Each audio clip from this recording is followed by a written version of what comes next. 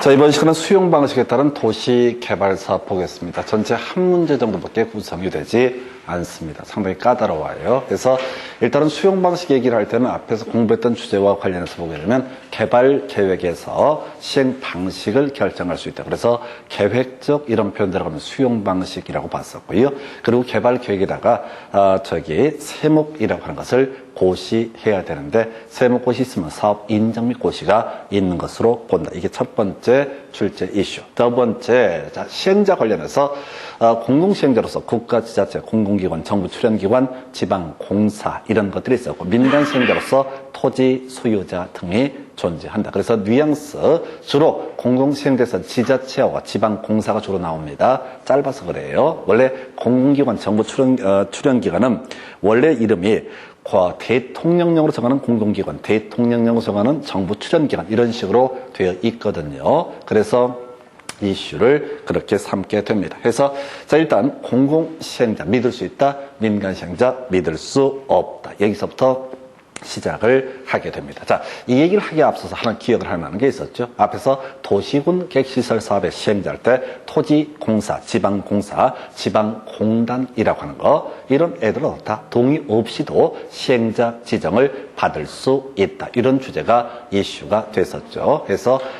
그 얘기랑 똑같은 거예요. 첫 번째 출제 포인트 공공시행자 동의 없이 토지 등을 수용할 수 있다. 이건 안 나와. 그럼 민간시행자, 이걸 갖고 다 보겠구나. 민간시행자는 이때는 동의 얻어야지 어떻다 토지 등을 수용할 수 있다. 근데 이 숫자 요건이 너무 복잡해. 면적 3분의 2 이상, 총수 2분의 1 이상 해서 이 긴 문장을 외울 게 아니라 여기서는 틀린 것을 고르셔야 할 때 항상 나오는 게 지자체, 지방공사 동의 받아야지 어떻다 토지 등을 수용할 수 있다. 이렇게 틀리게 구성을 하게 됩니다. 이건 16년 동안 지자체 또는 지방공사만 가지고 구성을 하게 됩니다. 첫 번째 암기할 항목, 지자체, 지방공사 동의 없이 어떻다 수용할 수 있다. 이게 첫 번째 출제 포인트.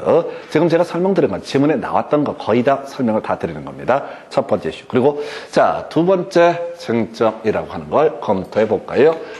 보니까 도시 개발 채권이라고 하는 거, 요게 이제 세 가지 키워드가 나오게 돼요. 세 가지, 최대 네 가지가 되겠구나. 해서 도시개발 채권, 그 중에서 수용 방식에서 가장 많은 출제가 되는 게 도시개발 채권. 해서 개념 설명드리면, 채권 공부를 한번 하셨어. 어디에서? 국토계획법에서 도시군 계획시설 채권이라 해서 도시군 계획시설 결정이 고실도 10년 내 사업이 시행되지 않고 지목이 대인 토지 소유자, 실객 인가가 이루어지지 않게 되면 매수 청구를 할 수 있다. 매수 청구 있으면 6월 이내 매수 여부를 결정해야 되고 2년 내 매수를 해줘야 된다. 한편 매수를 함에 있어서 지자체인 매수 의무자의 경우 뭘 할 수 있다? 채권 보상할 수 있다. 키워드 비업무용 토지로서 그 가액이 3천만 원을 초과했을 때. 그리고 거기서 이제 파생됐던 주제가 개발 행위 허가라고 해서 3층 이하의 단독주택 등 허가받아서 설치할 수 있다. 그 얘기할 때 바로 도시군 계획시설 채권은 지방채라고 말씀을 드립니다. 지자체가 돈을 꾸는 것을 지방채라고 이렇게 얘기를 하게 됩니다. 그래서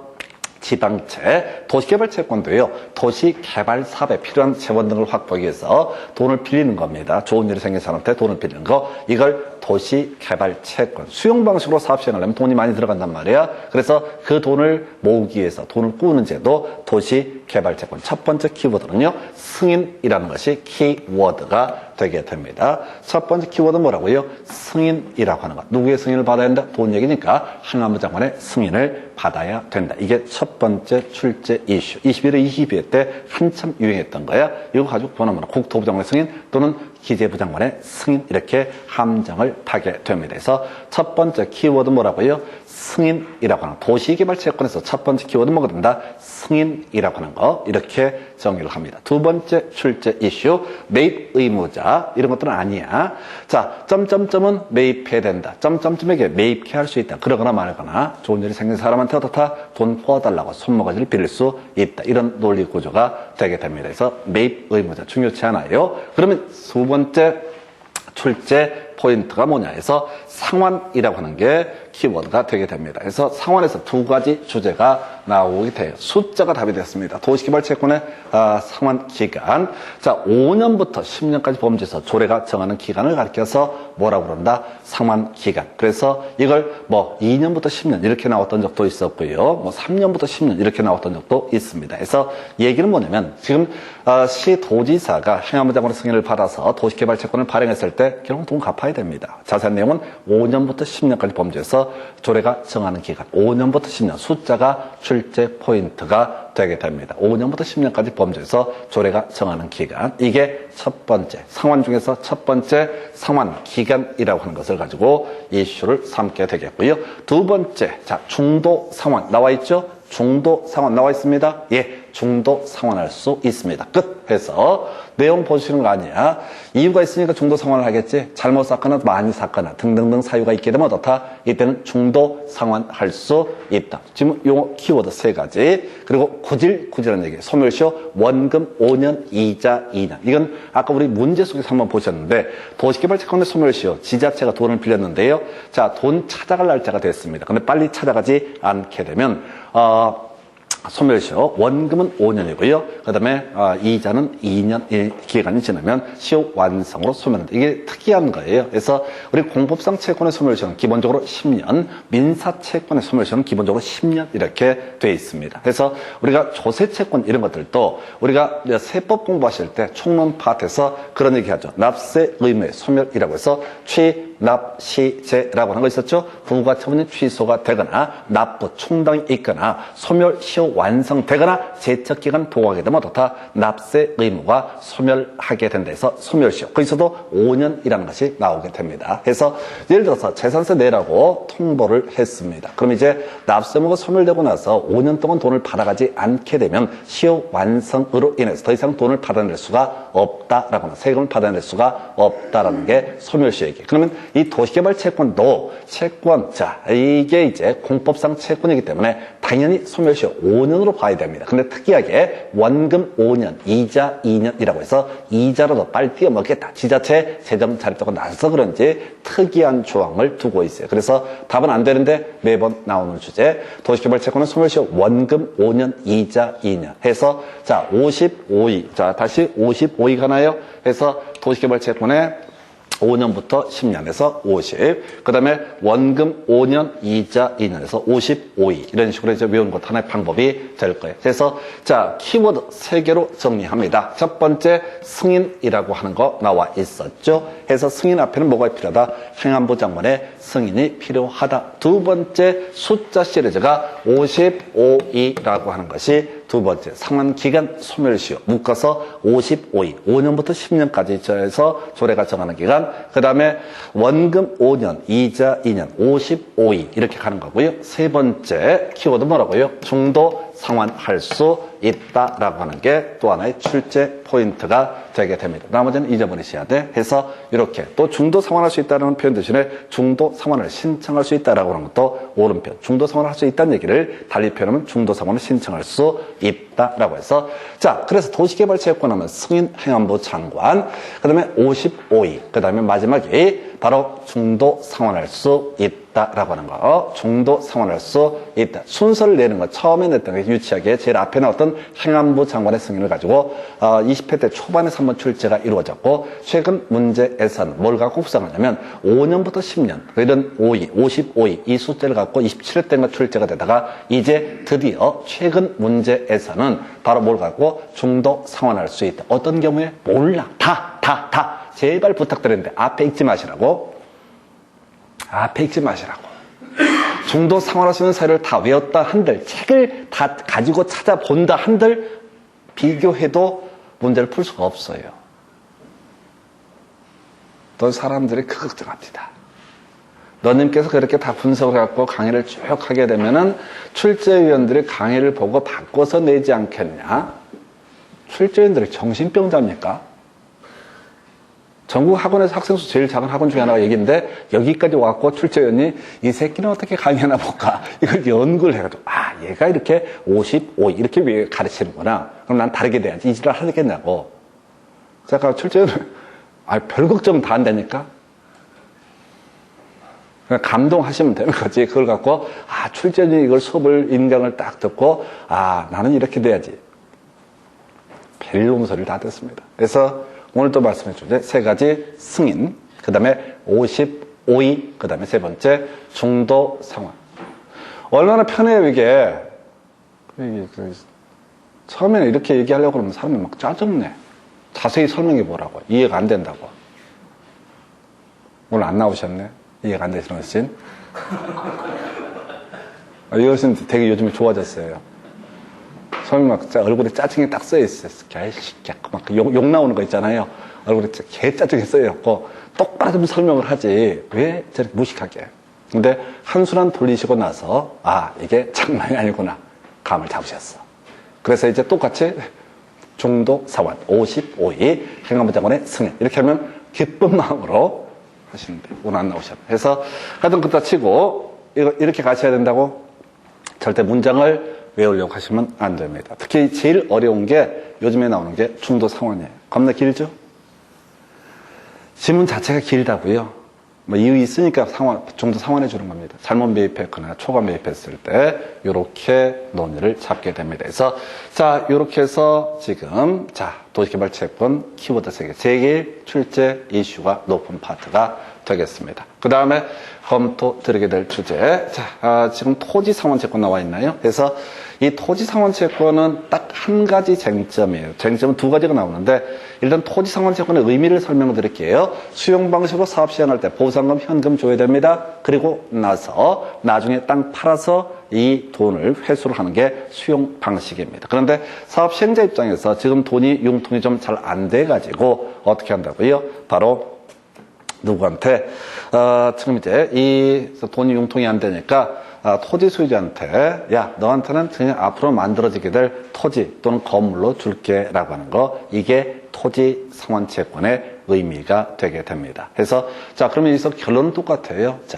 국가, 지자체, 그다음에 지방공사, 특히 지방공사하고 지자체가 나오는데 이 사람 믿을 수 있는 사람 따라서 어떻다 키워드 어떻다 보증 없이 어떻다 토지상환채권 발행할 수 있다. 그 다음에 이제 두 번째 믿을 수 없는 토지 소유자는 시행자는 채권 발행이라고 튀어버리면 안 되니까 지급 보증을 받아야 어떻게 할 수 있다. 토지 상환채권을 발행할 수 있다. 그 외에 잡다한 얘기 숫자 나오지만 답이 절대 안 되는 게 토지 상환채권의 발행 규모 2분의 1을 초과해서는 아니 된다 해서 겁나 길죠? 거의 이슈가 되지 않습니다. 숫자 중에서 답 안 되는 것들이에요. 숫자 중에 답 안 되는 것들 숫자 현혹돼서 봐서는 안 되는 게 돼.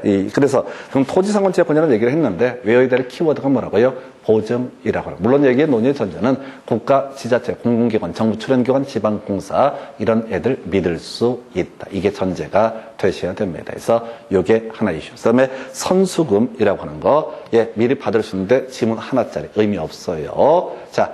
선수금은 어디서 문제가 되냐면 여러분들이 양도소득세인가요? 거기 재산세구나. 재산세 가서 공부하다 보면은 이 선수금을 받고 사용시권을 가지고 있는 사람, 그 사람도 재산세, 납세 의무자가 되게 된다. 그래서 선수금은요, 미리 사업 시행자가 돈을 주고 아직 공사가 완공이 안 돼서 소유권을 넘겨줄 수 없을 때 우선 사용하는 제도. 이게 이제 재산세 파트에서 설명드릴 텐데 별로 중요치 않습니다. 그래서 이게 좀 이따 이제 문제 가실 때도 계속 기억하실 게 이 지문이 왜 맞나, 왜 틀리나 이걸 분석하시면 안 되고요. 이 주제가 답이 될 만한 가치가 있는가 없는가 이런 식으로 접근을 하셔야 됩니다. 그래서 중간에 지정권자 승인 받아야 되는데 뒤에서 지문 가지고 설명드리게 될 테고요. 그 다음에 검토하게 될 게 원형지라고 하는 거. 원형지. 조성 토지와 원형지 두 개가 있게 되는데 원형지라고 하는 거.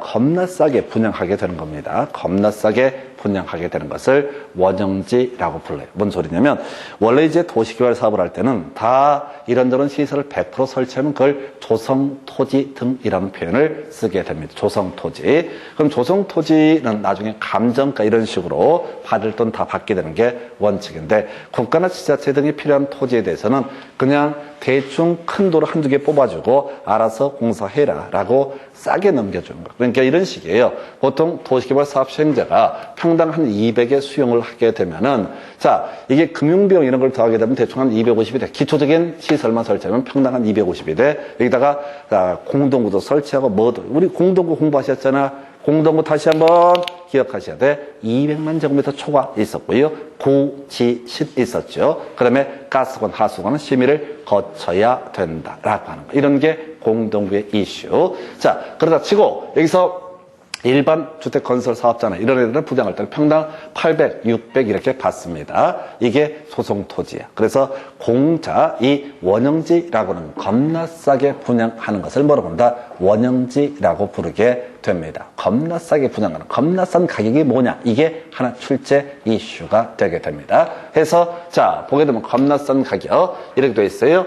자, 감정가 플러스 기반 시설의 설치, 기반시설의 공사비를 더한 금액을 기준으로 해서 다 공급 가격을 결정을 하게 됩니다. 3분의 1은 지문에 나오지만 전혀 답이 아니니까 신경 쓰지 마시고. 자, 그러니까 원래 일반 분양으로 최소한 3분의 2 이상 공급해야 되고, 국가지자체, 그 다음에 이제 나중에 공장이라든가 또 뭐가 있지? 학교 이런 용지로도 원형지로 공급할 수 있습니다. 그래서 이건 뭐 사연 긴데 다 필요 없고 해서 자, 일단 어려운 게 자, 원형지의 공급 가격 이거 원미를 따지면 원가라는 얘기입니다. 바로 개발 계획이 반영된 감정가. 언제입니까? 수용할 때 그 감정가를 기준으로 수용을 하거든요. 개발 계획이 반영된 감정가에다가 그 후에 뭘해서 기반 시설, 아까 큰 도로 한두 개 설치한다고 그랬어요. 그 기반 시설의 설치 비용을 더한 값을 어떻다? 바로 원형지의 공급 가격. 이걸 우리가 의미상 원가라고 부르게 됩니다. 그래서 자, 바로 감정가 플러스 공사비라고 하는 감정가를에다가 공사비를 더한 금액에서 좀 어려운데 감공 이렇게 가십시다. 그래서 감정가 플러스 공사비라고 하는 거, 감정가 플러스 공사비 이게 출제 포인트. 두 번째 주기상 유력한 문제는 전매 제한이라고 하는 것이 있게 됩니다. 기본 명제는요. 자, 원형지 개발자, 원형지를 분양받은 사람은요, 자, 매각할 수 없다라고 되어 있죠. 자, 기본 틀 보겠습니다. 원형지 개발자 매각할 수 없다. 이게 기본 명제라고. 기간은 중요치 않아. 싸게 분양받았으니까 중간에 이거 전매하면 된다 안 된다? 전매하면 안 된다. 이런 논리 구조가 되게 됩니다. 그래서 기본적으로 원형지 개발자 매각할 수 없다. 근데 포인트는 국가 지자체 제외라고 돼 있죠. 국가 지자체 제외라고 돼 있죠. 그러면 항상 국가 지자체 얘기만 나와. 국가 지자체 매각할 수 있다 없다? 매각할 수 있다. 이렇게 외우셔야 돼. 자, 국가 지자체가 항상 주어가 되기 때문에 옳은 것을 고르시오. 뭐라고요? 매각할 수 있다. 틀린 것을 고르시오. 매각할 수 없다라고 하는 거. 키워드가 뭐라고요? 매각이라고 하는 거. 키워드가 뭐라고요? 매각이라고 하는 거. 자, 그래서 자, 매각이라고 하는 거. 키워드가 뭐가 된다? 매각이라고 하는 거. 해서 결론 국가 지자체는 매각할 수 있고, 자, 그다음에 나머지는 매각할 수 없다는데 나머지는 시험에 낼 수가 없어요. 출제 기술상. 그래서 자, 국가 지자체 어떻다? 매각할 수 있다라고 이렇게 외우셔야 돼. 매각할 수 있다. 이렇게 외워야 된다고. 주어는 어차피 국가나 지자체만 낼 수 있거든요. 그래서 자, 매각할 수 있다 해서 감공 분양받은 가격을 어떻다? 매각할 수 있다. 감정가 플러스 공사비였었죠? 분양받을 때 어떻다? 감공으로 분양을 받았다고 감정가 플러스 공사비를 더하는 거예요. 감공. 이렇게 분양받은 원형지 개발자 중에서 국가 지자체는 어떻다? 매각할 수 있다. 중간 숫자에 흔들리면 큰일 납니다. 보통 이걸 막 쳐 외워요. 물론 나중에 제가 예상 문제 만들 때 이런 걸 쳐 넣기도 할 거야. 근데 그거는 그 다음 단계고, 일단은 뭐라고요? 감공 매각할 수 있다. 다시 가겠습니다. 감공 매각할 수 있다. 감공 매각할 수 있다라고 하는 감공 매각할 수 있다. 이렇게 그림 잡아주셔야 돼요. 원형지라는 키워드가 뜨게 되면 뭐야? 감정가 플러스 공사비. 그리고 이거 지자체는 어떻다? 매각할 수 있다. 해서 절대요, 여기 이것만 외워서 효를 봐야 돼요. 시험지문 5개 중에 자리가 2개 나옵니다. 2개 가지고 답을 뽑아요. 그냥 그러니까 이걸 안 낼 수는 있어요. 대신 내면은 낼 게 이거밖에 없다고. 왜? 가장 중요한 키워드니까. 원형제는 겁나 싸게 분양한다. 그게 뭐라고요? 개발계획이 반영된 감정가 플러스 공사비. 이게 제일 싸다는 얘기야.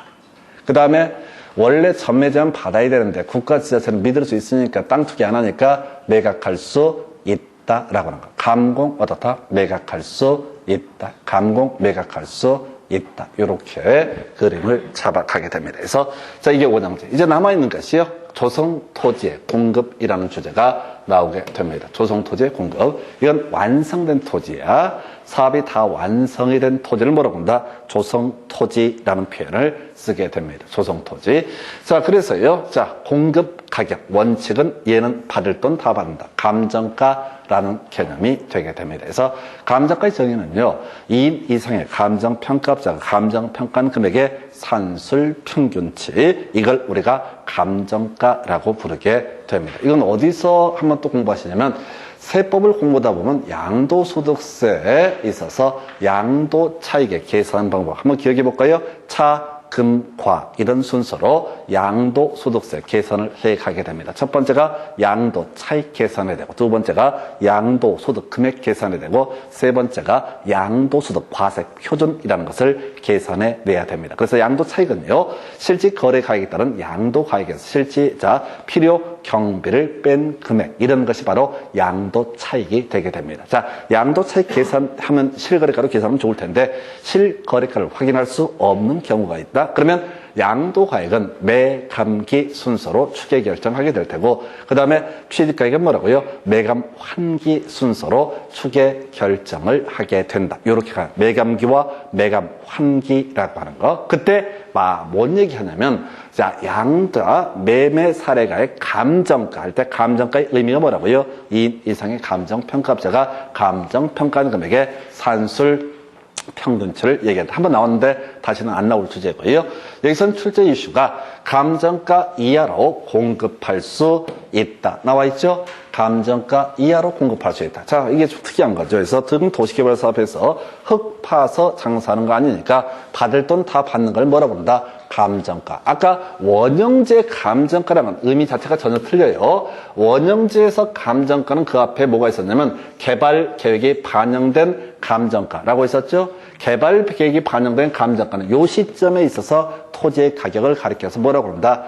개발 계획이 반영된 감정가라고 이렇게 부르게 되는 거예요. 이 시점을 가리켜서 개발 계획이 반영된 감정가. 자, 그런데 지금 어디에서 조성 토지에서 감정가는요, 뭐냐면 이거야. 공사 완료 공고 요 시점에서의 어떻다? 감정가를 의미하게 됩니다. 그래서 기본적으로 받을 돈 다 받는 걸 뭐라고 한다? 감정가라고 부르게 됩니다. 자, 그런데 감정가 이하로 공급할 수 있다라고 돼 있죠? 그게 뭐야? 사회적으로 필요한 시설들, 학교, 폐기물 처리설, 뭐가 됐든 좀 이따 24회 때 엽기적인 문제 나오는데 그 문제 제외하고 기본적으로 다 감정가 이하로 공급할 수 있다. 그래서 출제는 기술의 문제인데요. 자, 원칙 있고 예외가 있으면 원칙은 내면 출제 오류의 시비가 나오게 됩니다. 그래서 원칙은 거의 출제를 안 해요. 자, 옛날에 막 냈었어. 그러니까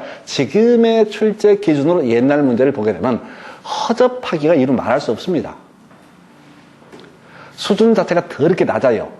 그러니까 19회, 20회, 21회, 22회 요때쯤 문제들 보면 거의 쓰레기 수준이에요. 좀 심하게 얘기하면은. 이 새끼들 왜 이렇게 무식하게 되지? 이런 생각이 들 정도로. 그건 이제 대학 교수들의 수준이 낮아서 그래요. 수준이 낮아서. 그걸 제가 이제 고민을 해봤어. 왜 갑자기 23, 24회 때부터 레벨이 엄청 높아져요. 모든 시험 자체가. 쉽다 어렵다가 아니라 깔끔하게 구성하느냐 구질구질하게 구성하느냐 이 싸움이거든요. 근데 한 24회 시험부터는 거의 깔끔하게 구성을 해요. 제가 전 과목을 다 분석하니까 전 과목이 거의 전반적으로 그렇게 구성을 해. 왜 그럴까? 고민을 보니까 세대가 바뀐 거야. 뭐냐면 23회 때면 지금으로서 몇 년이죠? 23회 때면? 한 7년 전이죠. 7년 전. 그 7년 전이 이제 어떤 의미를 갖게 돼? 지금으로 7년 전. 이 갖는 의미가 뭐냐면은 수능 세대예요. 대학 교수가 수능 세대. 수능 세대 애들이 대학 교수가 돼서 조교수부터 보통 출제하거든요. 막내들이. 그러니까 수능 세대가 출제위원이 되게 되면은 걔들이 배운 것 자체가 큰 그림을 주로 배워왔거든. 그러니까 이런 식이죠. 임진왜란 이런 문제가 나오게 되면 학력고사 세대는 그런 식이야.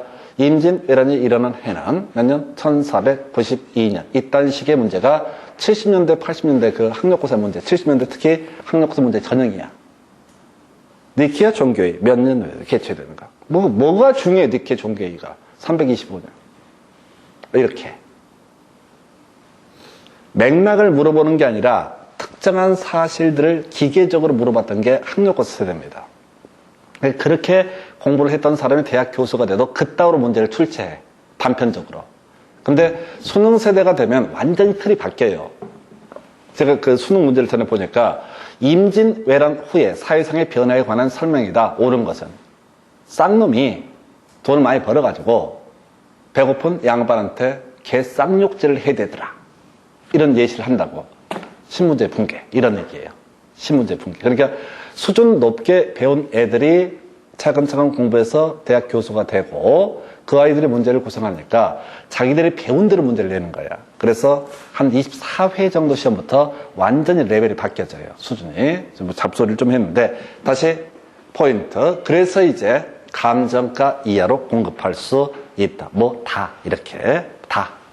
좀 이따 문제 아닌 거 하나 보실 거예요. 근데 그 문제 현혹되면 안 돼. 그 24회 때 문제가 마지막인데 점점 레벨이 높아져요. 두 번째 이슈. 자, 가격은요. 외울 게 뭐라고요? 감정가 이하로 공급할 수 있다. 자, 두 번째 이슈가요. 자, 공급 방법. 원칙은 경쟁입찰입니다. 원칙은 내면 안 돼. 시험적으로 경쟁입찰은 다 틀린 거야. 항상 예외를 가지고 구성할 때. 예외가요. 추첨이 있고요. 수의계약. 수의계약은 8개가 있어요. 너무 길어서 다 못 넣었어요. 외울 것도 아니고. 그러면 우리가 외울 건 뭐야? 추첨만 외우시면 됩니다. 이거 좀 오래전 문제인데 최근의 문제는 감정가 이하냐 아니냐 이것만 가지고 구성을 해요. 레벨이 많이 좋아졌다고. 근데 문제 구질구질하게 내면 추첨 외우셔야 돼. 쉬우니까. 택지와 공장용지. 택지와 공장용지는 어떻다? 추첨의 방식으로 공급할 수 있다. 볼까요? 330 이하의 단독주택용지, 공공택지, 330의 공장용지. 숫자 중요치 않아요? 취지를 설명드리겠습니다. 도시개발 사업 합니다. 땅을 너무 많이 비싸게 팔면요, 사람들이 안 들어와. 만약에 주택이 안 들어오면, 또는 공장이 안 들어오면 그 도시는 첫 번째, 주택, 택지가 비싸서 사람들이 입주를 못하게 되면 유령도시가 될 거예요. 사람 없으니까. 또 공장 용지가 비싸서 사람들이 입주를 안 하게 되면 배드타운이 되게 됩니다. 그래서 신도시를 만들 때 생산 기반을 갖추기 위해서 공장 용지 많이 유치해야 되고요. 그 다음에 택지 많이 유치해야 됩니다. 사람이 살아야 되니까. 그래서 소규모 택지나 공장 용지 등에 있어서는 어떻다? 바로 추첨의 방식으로 분양한다. 그 얘기는 자, 감정가를 정해놓고 특정한 금액을 정해놓고 높은 금액을 쓴다고 주는 게 아니라 그냥 추첨 뺑뺑이를 돌린다. 자, 나머지 모르면 다 뭐가 된다? 수의계약. 수의계약은 경우수가 많아요. 그래서 어차피 이 문제를 풀어갈 때는 경쟁입찰이라는 게 지문에 한번 떴는데 그건 아예 의미가 없고, 자, 기본적으로 추첨은 정확히 외우시고 잘 모르면 다 어떻다? 수의계약의 방법으로 할 수 있다. 이렇게 가는 거야. 그래서 지금 외울 건 뭐라고요? 추첨, 택지와 공장용지. 그럼 이제 조성토지 공급에 있어서는 키워드가 감정가 이하로 공급할 수 있다. 키워드 뭐라고요? 감정가 이하. 이게 첫 번째. 두 번째 이슈. 받을 돈 다 받아야 되는데 좀 DC해 줄 수 있다. 이런 식의 취지. 두 번째가 신도시 만들어갈 때 꼭 필요한 거. 자, 공장하고 주택용지다 보니까 택지와 공장용지 다 추첨으로 공급할 수 있다. 추첨의 방식으로 공급한다. 라고 할까? 나머지 모르면 수익 계약의 방법으로 공급하게 된다. 그래서 이 정도가 수용 방식에 따른 도시개발사업 겁나 많아요. 이거 다 묶어서 1년에 한 문제 구성이 되게 됩니다. 미쳐버려요. 자, 그래서 다시 한 번만 체크하고요. 내용들 확인을 가볼까요? 자, 지금 보니까 제일 먼저 나왔던 게 저거 있었죠? 자, 국가, 지자체, 공공기관, 정부 출연기관, 특히 지자체, 지방공사 동의 없이도 다 토지 등을 수용할 수 있다. 두 번째 이슈, 도시개발채권. 세 가지 키워드 승인 있었죠? 승인. 그 다음에 55위라고 해서 상환이라고 하는 거. 그 다음에 세 번째가 중도 상환할 수 있다. 세 가지 이슈. 이게 도시개발채권 관련한 쟁점이 되겠습니다. 자, 그 다음에 이슈 삼아야 되는 것 중에 하나가 뭐가 있더라? 자, 자, 토지상환채권. 자, 보증이라는 것이 키워드. 믿을 수 있는 국가, 지자체, 공공기관 등은 보증 없이 어떻게 할 수 있다? 토지상환채권 발행할 수 있다. 그리고 나서 뭐라고요? 민간시행자는 어떻다? 보증받아야 된다라고 하는 거. 요렇게 정리를 하게 됩니다.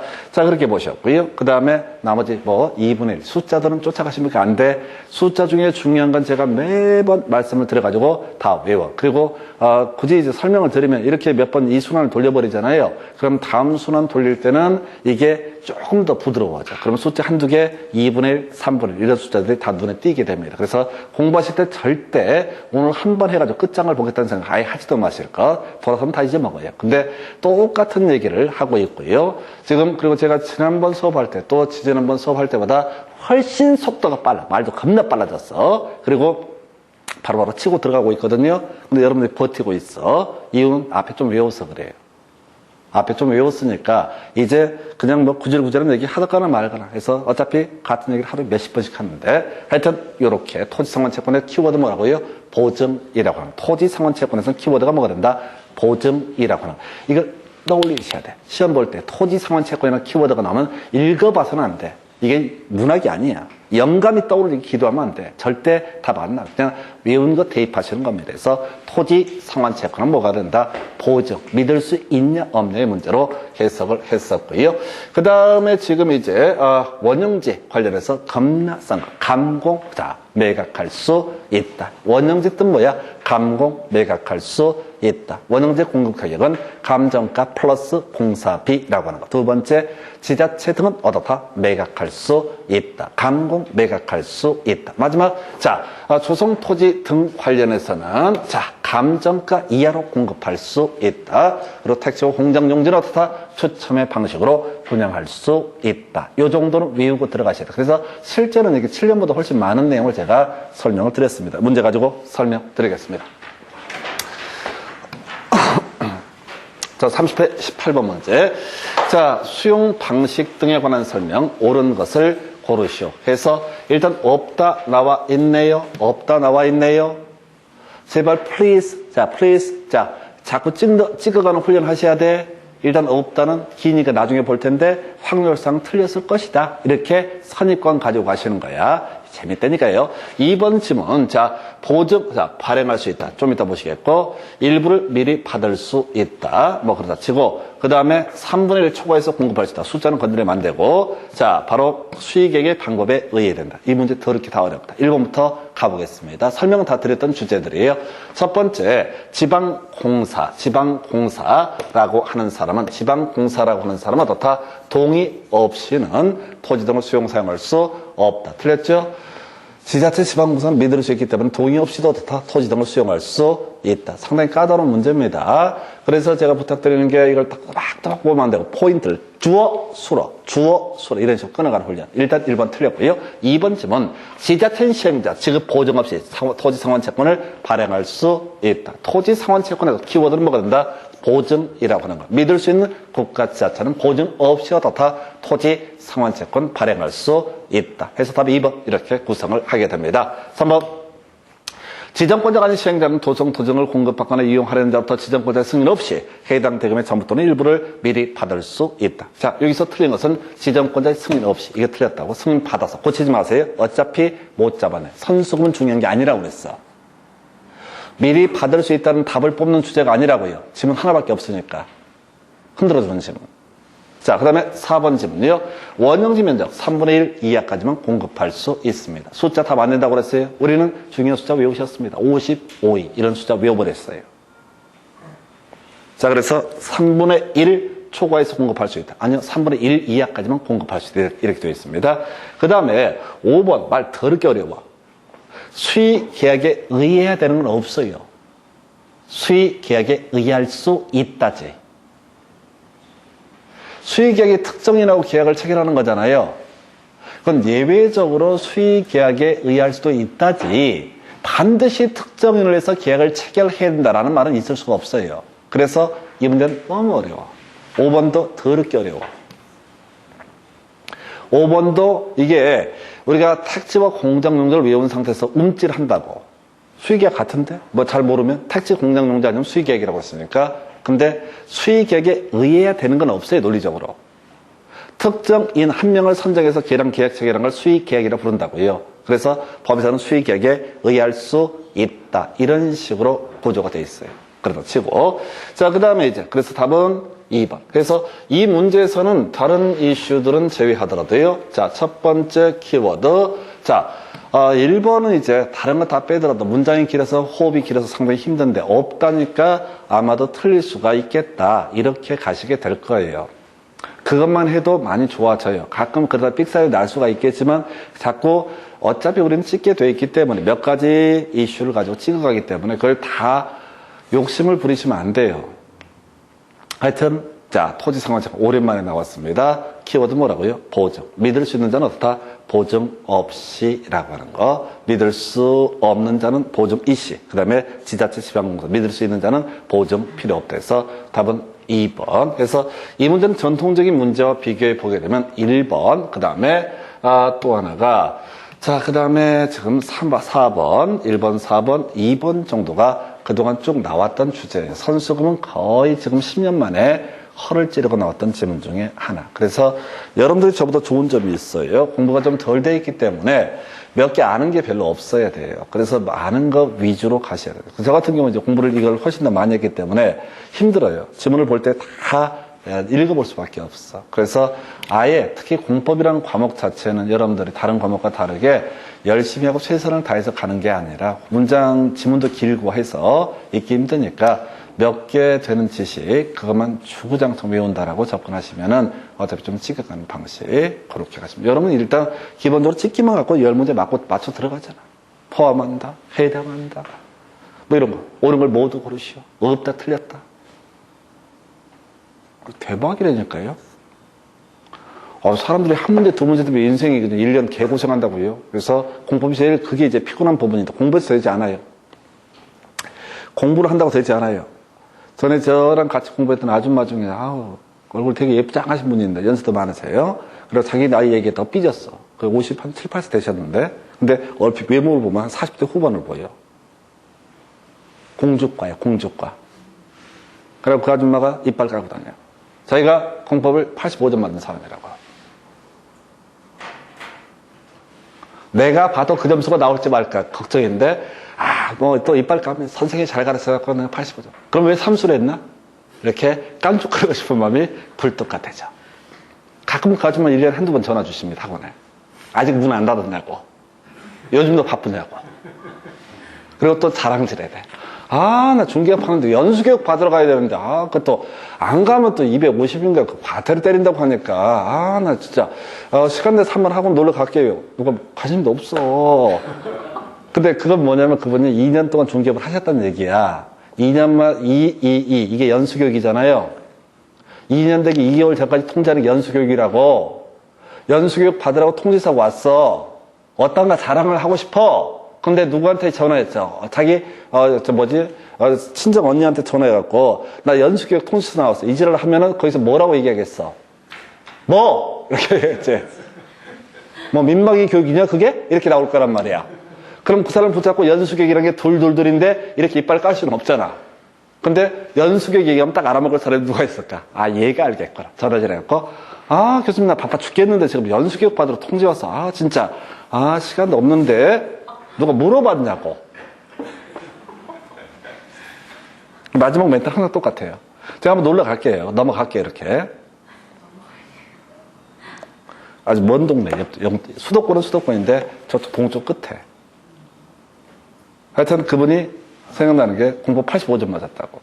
여러분은 합격시키기만 하면은 공법은 97.5, 민법은 실력이 좀 부족해서 95점, 학교는 90점 이렇게 얘기하고 다니시면은 게임 끝나. 아무도 확인할 수가 없어. 본인도 확인 못해요. 1개월이 2개월 지나면은 점수 자체를 확인할 수 있는 난이 사라져버려요. 그리고 설마 내가 95점 맞았다는데 봐봐! 이렇게 할 사람은 아무도 없어. 그래서 그분 내가 보기에는 꽈락 겨우 넘어간 것 같아. 꽈락 겨우 넘어서 합격하고 이빨. 뭔 얘기에다가 자, 이 얘기 쟁점 2개 보셨고요. 그 다음 문제 설명드리겠습니다. 자, 27회 문제고요. 수용 사용 방식에 따른 사업 시행 옳은 것은 해서 없다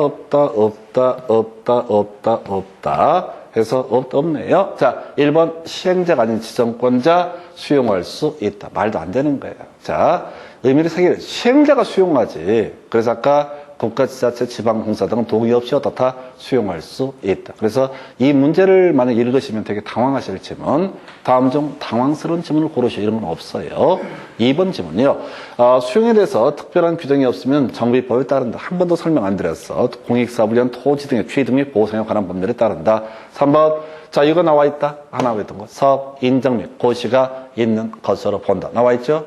사업 인정 및 고시가 있는 것으로 본다. 그 앞에 뭐라고요? 세목 고시. 답은 몇 번? 3번 이렇게 가는 겁니다. 수용이 가능한 시기. 이걸 세목 고시. 이 얘기가 나왔으면 27회 때 나왔으면 국토기획법에서는 뭐라고요? 실시 계획에 고시가 있게 되면 어떻다? 사업 인정 및 고시가 있는 것으로 본다. 이렇게 가십니다. 그래서 실시계획 고시가 있으면 어떻다? 사업 인정 및 고시. 이거는요, 한번 나왔기 때문에 요걸 다시 또 내기는 힘들 거예요. 하여튼 간에, 자, 요건 옳게밖에 못 내는 겁니다. 그래서 문장 구조. 아까 우리 실시계획 인가등 할 때, 본다는 무조건 오른편이라고 그랬어요.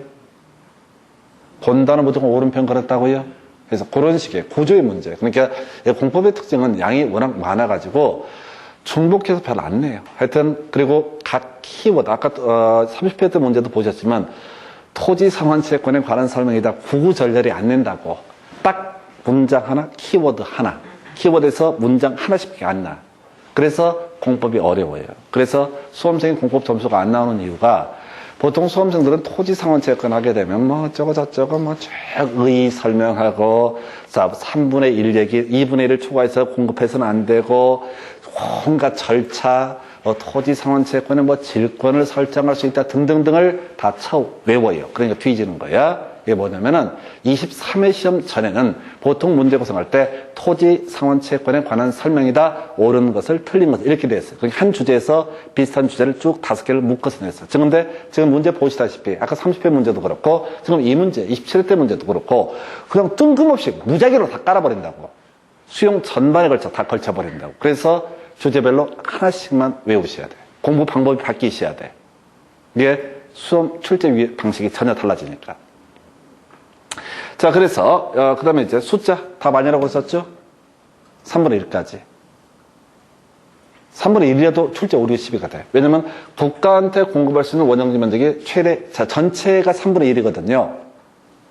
원형지는 원가로 넘기는 거라고. 그러면 이제 사업 시행자가 삽질할 수 있으니까 국가 지자체가 막 달라고 지랄을 한다고. 그러면 토지공사가 돈이 없으니까 국가한테 3분의 1 띄워주고 지자체한테 3분의 1 띄워주고 이런 사태가 벌어지면 안 되니까 원형지 전체 면적은 얼마? 3분의 1 이하로 한다. 그래서 국가한테 공급할 수 있는 면적은 얼마? 최대 3분의 1 해도 출제 오류야. 왜? 지자체의 몫이 또 있으니까.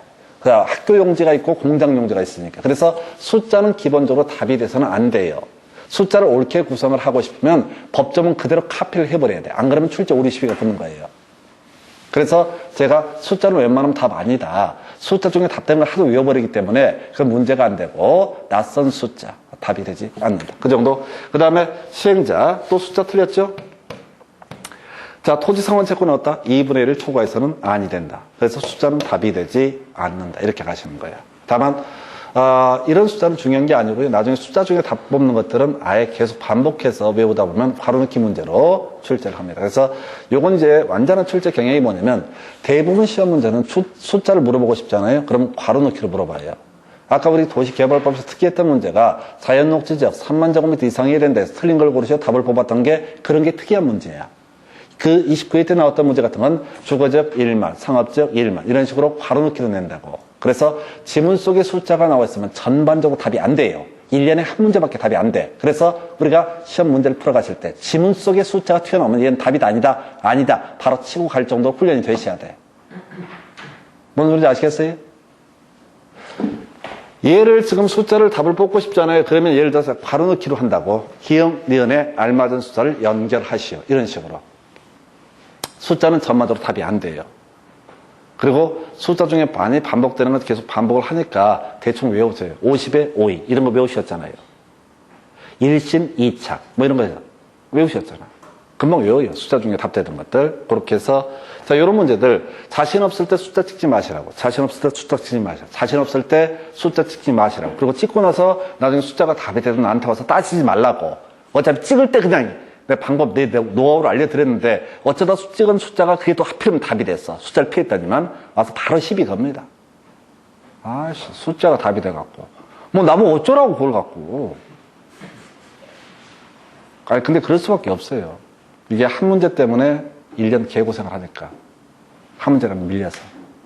그러니까 사람 마음이 뭐 그걸 시비를 걸려고 버는 게 아니라 그냥 깝깝하니까 와서 얘기를 하시는데 듣기가 불편하니까 안 했으면 좋겠다. 그래도 할 사람 다 합니다. 자, 그래가지고 사업 인정 및 고시가 있는 것으로 본다. 세목 고시라는 주제 보셨고요. 그 다음 문제 보겠습니다. 자, 도시개발채권 다시 키워드 기억하셔야 되죠. 요즘에 잘 안 되지만 승인이라고 하는 거. 누구? 행안부 장관. 그 다음에 뭐가 있었지? 50에 52라고 하는 거 있었죠. 그 다음에 세 번째가 중도 상환할 수 있다라고 하는 거. 이렇게 가십시다. 그래서 끝머리. 자, 상환기간. 상환 2년부터 10년. 숫자가 답이 돼요. 그래서 제가 아까 5년부터 10년. 이렇게 갔었고. 자, 소멸시효 얘기 나와 있죠? 원금 5년, 이자 2년. 얘는 뭐 자주는 나오는데 답은 안 돼. 틀리든 맞든. 그 다음에, 자, 도시개발채권을 매입해야 된다. 예. 그냥 뭐, 일정한 사유 있으면 어떻다? 매입해야 된다. 좋은 일이 생겼을 때 내용 보시면 안 돼요. 계속 바뀝니다. 그 다음에 4번 질문 무기명으로 발행할 수 있다. 모르는 얘기죠. 자, 그 다음에 중도 상환 신청할 수 있다. 나와 있죠? 그래서 뭐라고요? 중도 상환이라고 하는 게 키워드. 중도 상환 신청할 수 있다. 그럼 중도 상환을 해 줄 수 있다. 라고 돼 있죠? 그래서 지금 몇 회 때 문제? 27회인가요? 그래서 28회 때 나왔어요. 그 다음에 뭐 됐을까요? 그 다음 도시개발채권 29회 때 출제한 뭐를 답을 뽑을까요? 제가 요즘에 연구하고 있는 게 이거예요. 이 5개 주제 중에서 답을 뭘 뽑을까요? 예? 승인? 승인력이 없잖아요, 이게. 이건 지금 저는 학원 강사니까 16년의 데이터를 다 분석해서 설명을 드리는 거고, 그 다음 문제 답을 뭘 뽑을까요? 예? 중도상환. 왜? 한 걸음 더 들어가는 거죠. 5년부터 10년이 상환이고, 근데 중간에 어떻다? 상환할 수 있다. 지금 제가 요즘에 이제 공법 분석하면서 느끼는 게 뭐냐면, 아직은 제가 연구를 다 안 했는데, 얘들이 5번을 쫓아다녀. 지문 속에 5번을 쫓아다니더라고. 그러니까 얘가 지금 중도 상환이 5번의 지문 나왔죠. 아까 우리가 국토부 장관이 도시개발구역 지정할 수 있는 사유 아닌 것을 고르셔. 답 5번, 지문 중에 5번이 뭐냐면 천재지변이었었거든요. 26회 때. 그리고 30회 때는 답을 뭘 뽑냐면 천재지변, 국토부 장관 도시개발구역 지정할 수 있다. 이렇게 내더라고. 이놈의 새끼들이 출제하는 기술 중에 하나가 요즘에 제가 이제 발견한 게, 와, 이 주제의 제일 마지막 키워드를 가지고 답을 뽑는 그런 경향이 있더라. 아니, 분석하다 보니까 느낀 거예요. 그래서 그 다음 문제 가서 볼까요? 자, 도시개발채권 등에 관한 설명 옳은 것은 옛날 문제네요. 그래서 자, 조합은 도시개발채권을 발행할 수 있다. 일단 틀렸고요. 자, 틀렸고요. 자, 중요치 않아요. 지자체가 발행하는 거지 조합이 발행하는 것도 아니고, 조합은 수용 방식에서 시행자가 될 수 없습니다. 지금 수용 방식일 때만 무슨 문제? 도시 개발 채권의 문제가 발생하는 거야. 1번 거의 멘붕. 2번 질문. 자, 없다. 틀렸죠? 아니, 뭐, 우리가 뭐, 별 얘기 한 거 아니잖아. 없다. 틀렸죠? 옳은 걸 고르셨죠? 예. 자, 어떤 말? 3번. 없다. 틀렸죠? 아직도 믿음이 부족하십니다. 막 지문을 읽어봅니다. 읽으면 아십니까? 모르시죠? 시킨 대로. 없다. 틀렸다. 왜 그러냐면, 이 지문은 24일 때 기어나고 다시는 안 나왔다고요. 앞으로 나오더라도 답이 될 만한 가치가 없는 지문이에요. 자, 그 다음에 이제, 지금 승인을 받아야 한다. 행안부 장관이죠?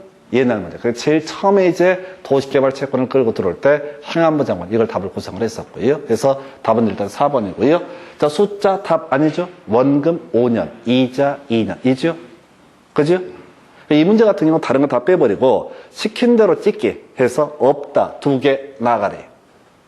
숫자 나가리. 그러면 아주 부드러워져요. 물방 고기밥. 지금 연습하실 때부터 이게 자꾸 훈련이 되셔야 돼요. 이건 진짜 쉽게 안 고쳐져요. 뒤에 시험 보러 가시면 긴장도가 높아지니까 더 열심히 하십니다. 말려버려요. 그래서 하여튼 찍는 방식. 내용은 다 설명드렸어요. 답은 4번. 그 다음 주제. 아까 28회 문제 보고 그 다음 얘기하다가 29회 때 문제.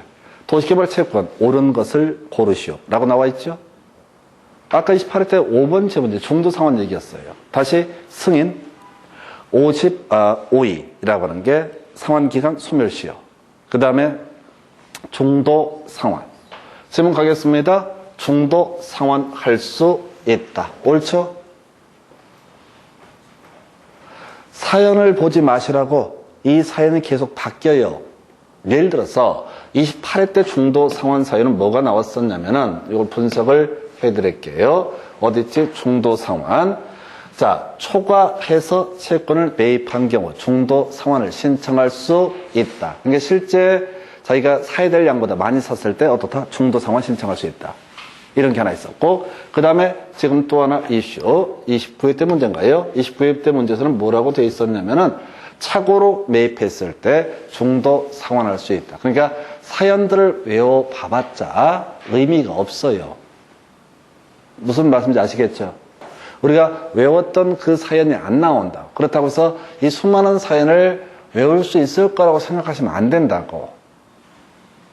이런 것들은 포인트가 아니야. 키워드 뭐야? 중도 상환할 수 있다. 되셨죠? 중도 상환할 수 있다. 답 1번 끝. 시도지사 승인 행안부 장관의 승인 받아야 되죠? 자, 그러면 상환기간 50에 5, 2 이렇게 갔던 거죠? 숫자 다 답 안 되죠? 아까 27회 때 한번 답이 되긴 했지만은 전반적으로 숫자 외워버렸고, 그 다음에 도시계 3년간 모르지. 5년입니다. 의미 없어요. 시행 규칙에 있는 거예요. 극단적으로 어려운 지문이에요. 항암에 있는 믿음. 숫자는 전반적으로 답이 아니다. 알면 찍으시라고. 정확하게 아는 숫자는 풀어보시라고. 그 찍으면 좋아. 근데 숫자는 전반적으로 답이 아니다. 이렇게 이제 치고 들어가시면 그럼 뭐 크게 오래 다닐 거 없습니다. 그냥 이렇게 루틴이 정해져 있어요. 하여튼 이렇게 좀 가볍게. 그래서 앞으로 이제 어떤 도시개발 채권이라는 키워드가 나오면 승인, 그 다음에 또 하나가 50에 5위, 그 다음에 중도 상환할 수 있다. 그래서 지금 이 문제 같은 경우 중도 상환할 수 있다. 옳은 거 나왔잖아요. 31회 때 구성할 때 보나마나 이상한 얘기 딱 깔아놓고 중도 상환할 수는 없다. 겁나 긴 거 하나 깔아놓고 그럼 틀린 걸 고르시오. 또 답을 뽑아도 아무 지장이 없어요. 왜?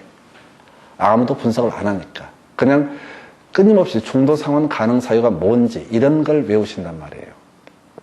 대신 사연을 묻는 영역들이 가끔 있을 때다. 시작하면 계속 그것만 돌을 파요. 근데 그 나중에 이제 각각 영역의 설명을 드릴 거예요. 그게 면감, 비증감 이런 영역이에요. 해서 이렇게 설명을 드렸고요. 그 다음에 이제 검토 드리게 될 주제가요. 자, 원형지라고 하는 것. 다시, 자, 감공 매각할 수 있다. 원형지는 뭐라고 써요? 감공 매각할 수 있다. 원형지 공급 가격은 감정가 플러스 공사비. 그리고 지자체는 어떻다? 매각할 수 있다. 이 틀 안에서 계속 단순화시켜야 돼요. 이게 거의 7년 동안 2문제 나왔거든요. 그러면 평균 3, 4년 한 문제 구성하니까 올해도 안 나올 가능성이 높아. 그렇다고 안 할 수는 없는 것이고, 항상 3분의 1은 항상 서비스로 나오는 지문이고. 자, 1번 지문요. 원형제, 공장 부지에 있어서 원형지 개발자가 될 수 있다. 모르지. 별로 중요한 거 아니야. 공장용지, 학용지도 원형지 개발을 할 수 있다. 그 다음에 3분의 1 이내로 공급할 수 있다. 틀린 것을 고르시니까 옳게 구성을 했겠지요. 숫자는 답 아니라고 그랬잖아요. 숫자는 답 아니라고 그랬어요. 3번 원형지, 자, 첨부돼야 된다. 키워드 뭐야? 첨부. 중요하다, 안 중요하다? 안 중요하다. 제출 중요하다, 안 중요하다? 안 중요하다. 틀리고 맞고를 따라서 이건 답이 안 된다고. 4번 질문요. 자, 개발 계획이 반영된 감정가. 이걸 틀리게 뽑았다. 키워드 공급 가격. 감공. 감정가 플러스 공사비. 공사비를 더한 금액을 얻었다. 이것을 원형제 공급 가격으로 하게 된다. 이렇게 봐야겠고요. 그 다음에 5번. 지자체 끝머리 매각할 수 있다. 맞죠? 지자체 매각할 수 있다. 맞죠? 네, 그렇다고. 최대한 어렵게 국가 매각할 수 있다, 없다. 이 싸움 붙이겠죠. 그래, 헷갈리게 하려고 중간 얘기를 계속 바꿔치기 한다고. 이런 거 현혹되면 안 돼요. 그래서 감공 매각할 수 있다. 그 다음에 이슈 삼아야 될 주제가요. 이런 게 있죠. 조성토지 공급 등에 관련 설명. 옳은 것은. 자, 그러면 요 문제는 지금 나올 주제가 지금 이게 25회 때 나왔거든요. 거의 요걸 안 나왔어. 근데 그 전에 23회인가 나왔던 문제가 지자체 매각할 수 없다. 이게 출제가 됐었거든요. 그래서 지금 이제 하나, 앞으로 혹시 31회 때 문제 구성하면 지자체 숫자만 깔아주고 매각할 수 있다, 없다. 이걸 가지고 답을 뽑아내게 될 겁니다. 루틴이 그래요.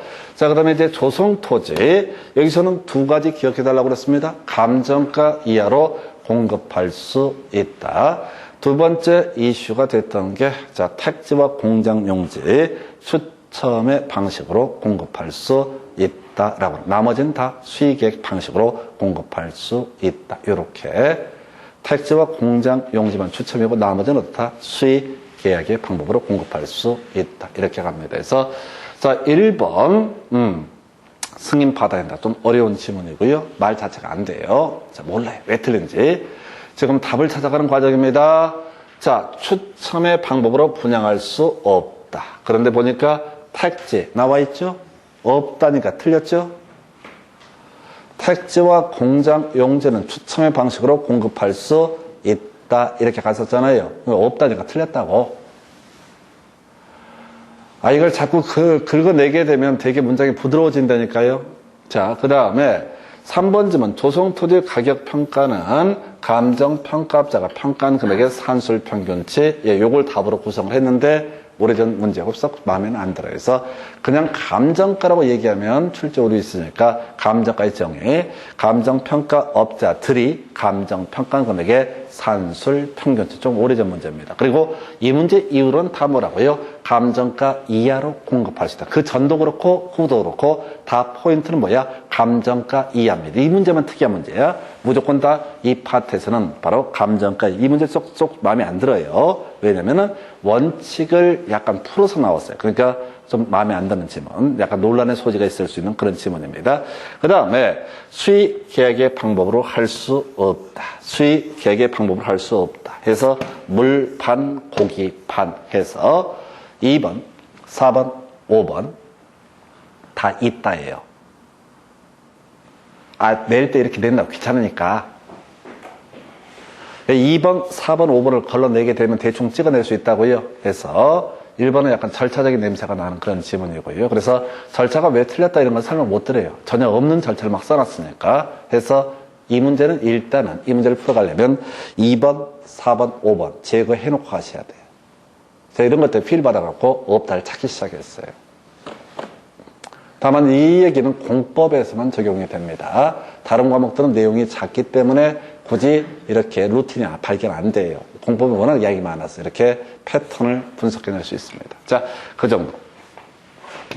그 다음 문제 검토해드리면요. 준공검사 등에 관한 설명. 틀린 것을 고르시오. 라고 되어 있나요? 그래서, 자, 이 문제는 지금 준공검사 얘기는 어디, 지금 수용 방식, 문제가 더 있구나 해서, 요거 문제 가지고 설명드릴게요. 자, 일단 1번, 없다. 틀렸죠? 없다. 틀렸죠? 이건 문제 위치가 조금 잘못되어 있는데, 자, 없다. 틀렸다고. 틀린 것으로 고르시오. 없다. 끝. 그래서 이건 주로 이제 환지 방식에 관련한 개념이거든요. 그래서 편집이 잘못되어 있는데, 이 환지 방식에 따른 도시개발 사업을 하고자 합니다. 사업이 다 끝나면 이제 준공검사가 있고요. 준공검사 있으면 사용할 수 있습니다. 이건 두 개가 섞여 있어요. 수용 환지가. 그런데 이제 생각을 해보십시다. 채비지라고 하는 것은 시행자 몫의 땅입니다. 그래서 원래는 그런 거야. 자, 준공검사 있으면 어떻다? 준공검사가 있으면 그때부터 사용할 수 있다. 라고 할 거. 준공검사 전에는 어떻다? 사용할 수 없다가 원칙. 그런데 예외적으로 어떻다? 허가. 자, 예외적으로. 자, 허가 받으면 어떻게 할 수 있다? 사용할 수 있다. 근데 채비지는 시행자 몫의 땅이니까 허가 없이도 어떻게 할 수 있다? 사용할 수 있다. 그런 얘기입니다. 상당히 까다로운 지문이야. 자, 그래서 이게 역시 10년 동안 2번 나왔던 주제. 이건 깊이 팔건 못 돼요. 우리가 10년에 한 번 나왔다고 해서 죽기 살기로 팔건 아닙니다. 그래서 이런 문제는 패턴, 없다, 틀렸다. 이렇게 가는 게 합리적. 나머지는 의미 없는 지문들 이렇게 보셨고, 그 다음 넘어가서 자, 수용 사용 방식에 따른 사업 시행에 관한 설명. 옳은 것은 봐봐 없다 나이스. 자, 없다 나이스. 얼마 쉬워? 자, 2분의 1 3분의 2 뭐 이런 거 나와 있죠? 답 몇 번이겠어요? 4번. 감정가 이하로 공급할 수 있다 나와 있죠? 그 사연을 다 외울 수는 없어요. 23인가 24일 때 그런 문제가 나왔는데 그건 부차적인 얘기야. 숫자를 고치고 말고 할 성질의 것이 아니라 이런 숫자들은 중요한 게 아니기 때문에 항상 사이드로 뺀다고. 틀린 걸 고르시면 옳게, 옳은 걸 고르시면 틀리게. 지금 그러니까 이렇게 약간 게임하듯이 시험 볼 때 자꾸 긴장이 올라가겠지만 게임하듯이 자꾸 없다 이런 식으로 이제 해야지 시험 시간에 버텨낼 수 있다고. 너무 힘들어요 시험 보실 때 지치고. 그래서 얼마나 좋아? 없다. 그 다음에 자, 지자체, 아까 뭐, 면적을 소유해야지 수용할 수 있다. 틀렸죠? 국가 지자체는, 자, 지자체 지방공사는 동의 없이도 수용할 수 있다. 그 다음에 이제, 미리 받을 수 있었죠. 지정권자의 승인 받아가지고, 없다 해서 틀리게 뽑았고, 이게 29회 때 어렵게 해서 틀리게 뽑았고, 감정가 이하로 정할 수 있다. 사회적으로 필요한 시설은 싸게 공급할 수 있다. 이런 식의 취지. 그 다음에 5번 질문, 원형제는 최대 얼마? 3분의 1까지. 근데 3분의 1도 출제 오류라고 그랬어요. 지자체 외 국가도 있고, 학교용지, 공장용지가 있기 때문에. 그래서 얘네들은 항상 숫자를 사이드로 틀리게 구성하면서 옳은 것을 고르시오. 그래서 숫자 중에 답되는 거 몇 개 안 됩니다. 다 외우셨어요. 자, 주상공 113에 자연녹지, 상산녹지 1만 이상 이런 거 있었고요. 그 다음에 1신 2자, 그 다음에 착, 1신 2차, 3초 이런 것들 외우셨고, 아까 도시개발채권에서 50에 52 그러면 거의 다 외우실 숫자 다 외우셨습니다. 그래서 이렇게 가시게 되죠. 그 다음, 자, 그래서 이 문제 답은 4번. 그러니까 지금 저도 이제 보다 보니까 이제 찍기 훈련하게 되면 되게 문맥이 부드러워지게 됩니다. 자, 그 정도 보셨고. 자, 그 다음 문제. 이 문제가 아마 24회 때 문제 같은데, 24회 때 문제. 다시는 안 나올 문제죠. 그래서 감정가 이하로 공급할 수 없는 경우는 이런 식의 문제 구성이 되어 있습니다. 그래서 이거는 이제 그 수준 자체가 좀 낮아지는 문제예요. 자, 사람 짜증나게. 자, 한번 찍어보시기 바랍니다. 해서 감정가 이하, 사회적으로 필요한 시설 등에 대해서는 어떻다? 좀 싸게 공급할 수 있다. 이런 취지예요. 지문 보니까요. 1번 학교 좀 싸게 공급해 줘야겠죠. 임대주택 사회적으로 필요합니다. 공공청사 행정통에 설치하는 시장이 뭐냐면 자 이게 그 오일 장터라고 해야 되나 중간적으로 재래시장 이런 것들 좀 싸게 공급해야지 그걸 행정청에서 큰 비용 들이지 않고 설치할 수 있다. 이건 이제 말장난하는 문제인데요. 유료의 사회복지시설의 법에서는 무료의 사회복지시설 이렇게 돼 있었어요. 그래서 이 문제는 제일 지저분한 패턴입니다. 가끔 우리 공법에서 이렇게 짜증나는 문제 한두 개씩 있는데 그건 큰 의미는 없고요. 자, 회차 흐름을 분석을 하게 되면은 24회 때 엽기적으로 감정가 이하로 공급할 수 없는 것을 고르시 이렇게 나왔었고, 아까 26회 때 문제에서는 감정가 이하로 공급할 수 있다. 앞에 사연이 중요한 게 아니고 훨씬 이 문제가 클래스가 높아요. 그래서 이렇게 해서 지금 24회 때 문제까지 해서 수용 방식에 따른 도시개발사 보셨고, 다음 시간에 이어서 환지 방식부터 이어가겠습니다. 자, 수고했습니다.